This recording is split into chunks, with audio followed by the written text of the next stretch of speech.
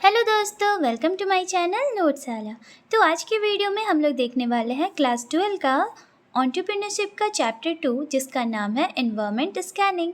तो पिछली वीडियो में हमने एनवायरनमेंट स्कैनिंग पढ़ लिया था और हमारा आज का टॉपिक है इम्पॉर्टेंस ऑफ एनवायरनमेंट, पर्यावरण का महत्व। Organizations that analyze their business environment are more successful in earning maximum profit. If environment is not analyzed, the organization may need to change its strategy again and again and may face difficulty in achieving its desired objective. तो यहाँ कहने का मतलब ये है कि जो organisation अपने बिजनेस एनवायरनमेंट को अच्छी तरीके से एनालाइज करता है, उसे स्टडी करता है, वो बहुत ज़्यादा सक्सेसफुल हो पाता है और मैक्सिमम प्रॉफिट अर्न कर पाता है। अगर वो एनवायरनमेंट को अच्छे से एनालाइज नहीं करेगा तो उसे अपनी स्ट्रैटेजी बार बार बदलनी होगी और उसे डिफ़िकल्टी भी फेस करना पड़ेगा और वो अपने डिज़ायर ऑब्जेक्टिव को पूरा नहीं कर पाएगा। तो ऐसा इसलिए होता है क्योंकि अगर हम लोग अपने बिजनेस एनवायरनमेंट को एनालाइज नहीं करेंगे, स्टडी नहीं करेंगे, तो हमारे आने वाले फ्यूचर में क्या अपॉर्चुनिटीज़ आने वाले हैं, क्या थ्रेट्स होने वाले हैं, खतरा क्या होगा, अवसर क्या होंगे, इन सब का पता हम लोग नहीं लगा पाएंगे और इसके कारण हम लोग को बहुत सारी डिफ़िकल्टीज़ फेस करने पड़ सकते हैं। जो संस्थाएं अपने वातावरण का विश्लेषण करती है वे अधिक लाभ कमाने में सफल होती है।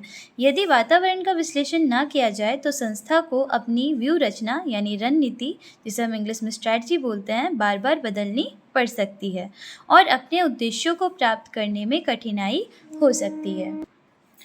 यहाँ पे कुछ पॉइंट्स लिखे हैं इसके। फर्स्ट है, एनवायरनमेंट हमें हेल्प करती है अपने अपॉर्चुनिटीज़ को आइडेंटिफाई करने में।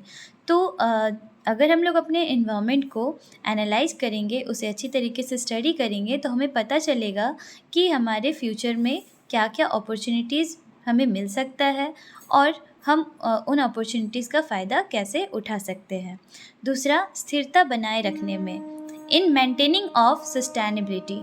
तो अगर हमें पता रहेगा कि आने वाले फ्यूचर में हमारे पास क्या क्या अवसर होंगे, क्या क्या हमें खतरा हो सकता है हमारे बिज़नेस में, हो सकता है कि कोई टेक्नोलॉजी चेंज हो जाए या कोई सोशल ट्रेंड्स है वो बदल जाए, कुछ भी हो सकता है।